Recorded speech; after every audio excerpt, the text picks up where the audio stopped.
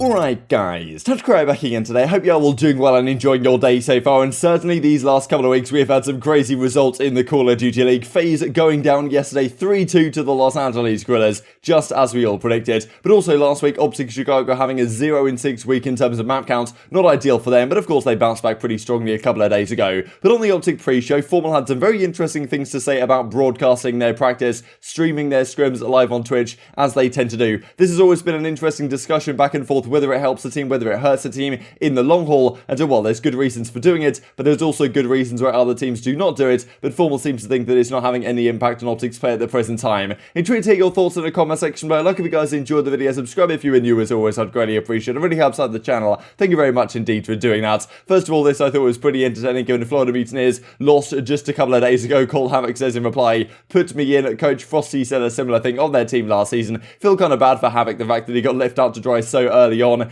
in this season so far, but he's now back with that kind of Gen G squad, new Gen G 2.0 from Black Ops 4, now back on the challenger side this time round. Mutineers play again tonight. We'll look at some of those games at the end of the video. Clay says this as well. I mean, you know, still got some gas left in the tank. Clay's honestly been such a good player so far this season for New York. They also play later today, I believe, up against Toronto Ultra, so that's not going to be so easy for them given how good Ultra looked yesterday. And I mean, if Cammy comes to play once again, this is on the aBeZy side of things as well. I thought these stats were pretty insane, to be honest. I mean, look at this first blood percentage, like number one in the CDL. This guy in Search and Destroy is an absolute wizard. But to be fair, yesterday, he really didn't get too much going for them. The entire FaZe clan team had a very difficult time up against Los Angeles Guerrillas of all teams. And there was certainly some discussion as a result about the whole coin flip league came up once again. I mean, Octane likes to tweet this out. I mean, this is kind of a joke that Slasher does at Octane's expense. But yeah, the idea that, okay, none of these matches are predictable. At the end of the day, FaZe are still 11-1, right? Like, the only series they've lost was this one. And when you look at it on paper, like, you do kind of understand where this result came from. Los Angeles Guerrillas found a way to steal a respawn. FaZe clearly didn't come out hot. Los Angeles Guerrillas clearly were very much prepared in the Search and Destroy, and FaZe probably came in here expecting it to be, you know, pretty easy matchup. They could just win by pure gun skill alone, and probably a reality check for them certainly as well, and probably an ideal one given they've got one more match to bounce back very strongly against London on Sunday, that being tomorrow, and then of course they go straight into the major where they're still going to be in the winners bracket, so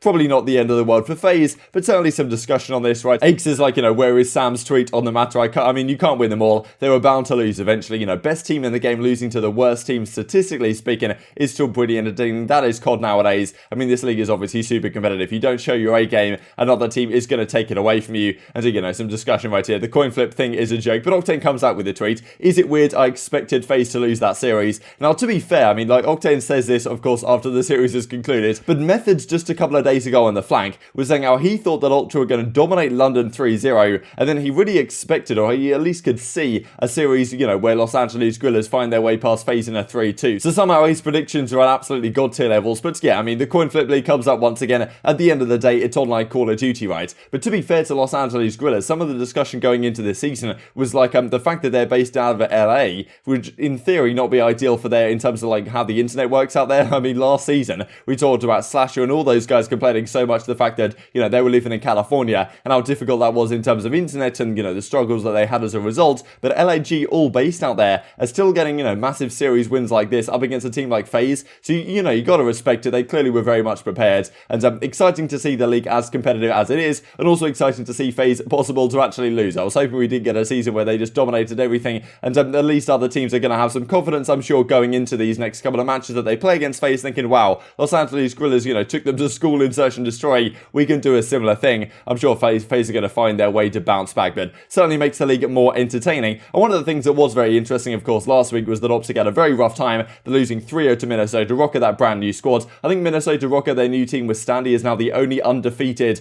4-man roster in the entirety of the CDL. Of course, a new team, so certainly makes sense that would be the case. They've only played 2 matches, but FaZe now have also gone down with their lineup that, of course, they haven't changed. But OpTic also lost to the Florida Mutineers as well in that 3-0 fashion. They probably, you know, probably should have won at least a few of those maps. Some of them they certainly threw away. And of course, the OpTic guys discussed it on the OpTic pre-show for a few minutes, but there's also some discussion that comes back to the whole streaming scrims angle. This is always a discussion we have pretty much every year at some point when OpTic have a difficult time. How much is streaming scrims affecting their practice? I'll play a video from, well, this podcast, but also from last year, what Arcitys had to say, because of course, he was on the Huntsman last year, and there was a clip we talked about maybe in May or something last year, where he was pretty frustrated with the whole idea that they're trying to improve, they're trying to get to the highest level possible, but well, practice streaming from Arcitys Rusty's perspective, does certainly take away from their ability to do that. I sit there and go on speeches after we lose maps or after we win maps, what we could do doing better, and they're just sitting there saying, yo, thanks for the subscription.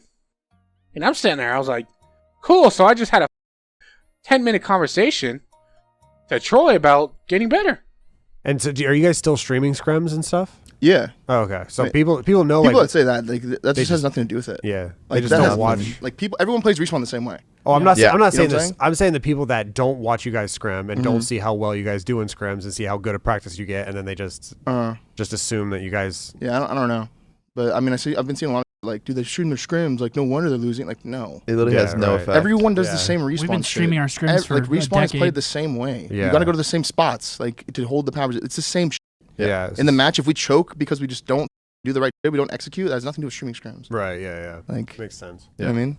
You like, we're scrimming to like get those habits built in, so in the match it happens naturally. Now there's kind of two angles to this whole streaming scrim situation. One of them is that you're kind of giving away strategies and information, which is true to a degree, but most of the time in Respawn, I think Formal's kind of fair enough that, okay, people will just do the same stuff. It's just about executing as opposed to, you know, actually having some crazy strats that you're going to pull out that people aren't going to know about because you happen to be streaming scrims. And of course it does wonders for the content stuff, right? I'm sure that we don't want OpTic to stop streaming scrims, but there is an argument to be said, okay, maybe you have a little bit more of a balance in terms of how much you stream scrims, how much you don't. Maybe some scrims you do stream and then some of them you do off stream, because I think there's certainly a degree to which, like, if you're streaming practice, there is, of course, as Arcitys was talking about, the whole idea, okay, you're looking at the chat, you're looking at donations, how much, I mean, Cinder, some of the times he seems to be coming in with some pretty decent insights, how much are they actually listening to him, how much are they, you know, looking at the chat, and these are questions that you might have to ask. And at the same time, are you fully concentrated 100% on practice? Because those final few percent, in terms of, you know, if you're 90% concentrated, if you're 100% concentrated,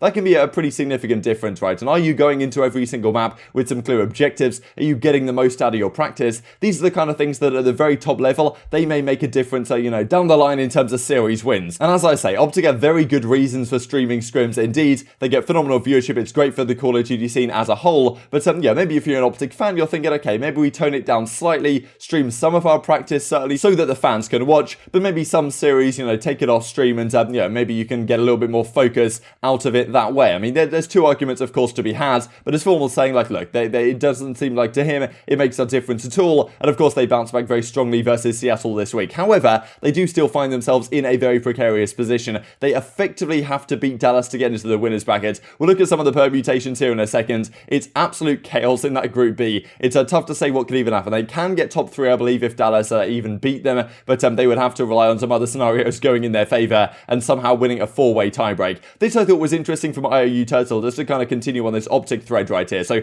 74% of teams that win Game 1 end up winning the series right now, but only 55% of teams that win Game 1 also win Game 2. So some pretty interesting statistics, but this I thought was also pretty interesting. This is kind of what we were discussing the other day about OpTic's, the kind of momentum factor that's going on with OpTic right now. Feels like when they win Game 1, they have a very good chance to win the series, and when they don't, then, well, it kind of goes the other way. And this is how it's gone so far. So out of 13 series that they have played, they've won 8 out of those 13 matches they have played. And out of those 13 games, they've won the first map in those series 7 out of the 13 times. And when they have won the first map, they've won the series 6 out of those 7 times. And when they've lost the first map, they've lost the series 4 out of those 6 times, if you can see what I'm saying. So maybe he does lend some credence to this idea that, OpTic seem to be very much momentum-based squad at the present time. I'm not sure if streaming scrims really has anything to do with that. But these are some of the permutations that are possible here in Group B. Remarkable to see. So, I mean, there's honestly chaos on the screen. If you guys want to pause it and check it out, I know it's really small right here. I'll leave the link to, this Reddit post down below if you guys would like to check it out in more detail. But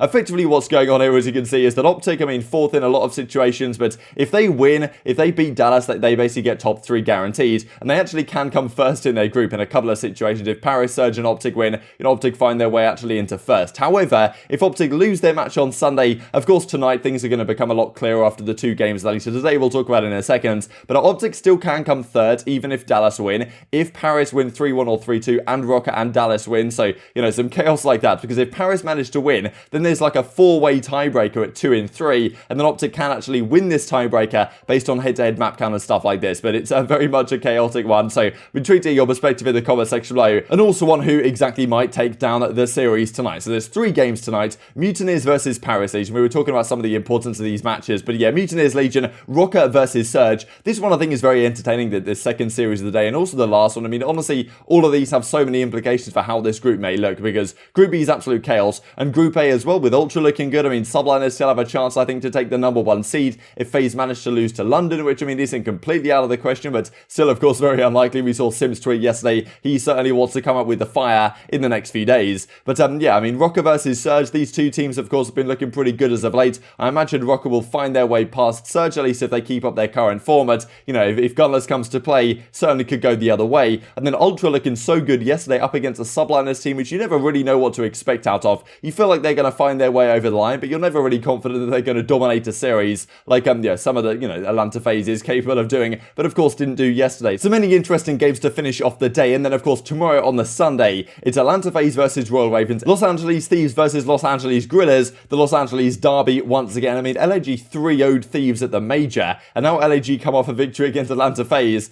This probably isn't the series you want to, you know, look forward to, right, if you're Los Angeles Thieves right here. And if they lose this one, they find themselves in losers at the major, of course, already. Yeah, there's obviously going to be big questions about that team that we've already had this past week. And then the final series of the day, Empire versus OpTic. We hope, I think it will come down to this series regardless. I'm pretty sure something, at the very least, will rely on this series, even if the 2 series tonight go in the certain ways that we looked at. I'm pretty sure this series will at least still have some pretty significant implications, and it may be that OpTic just straight up have to win this to get out into the winners bracket of the major. So pretty incredible stuff. Just thought I'd finish off with this as well. Pretty entertaining from Attach when casuals watch a Pro-Con match for the first time. Boss right here, you know, absolutely demolishing Attach on the timeline. You know, what you looking at 5,000 times, looking over the mini map, he says. But yeah, as Attach says, of course, in reply, my hacks have been found in 4K. That is something entirely that a hacker would say. But intrigued to hear your thoughts on all this in the comment section below. I hope you guys enjoyed the video. If you did enjoy it, I'd greatly appreciate a like on the video. It really helps out the YouTube algorithm. I know you enjoyed this content. Other people like you may enjoy this content as well. And I'm growing the competitive Call of Duty community. Thank you for watching as always. Take care.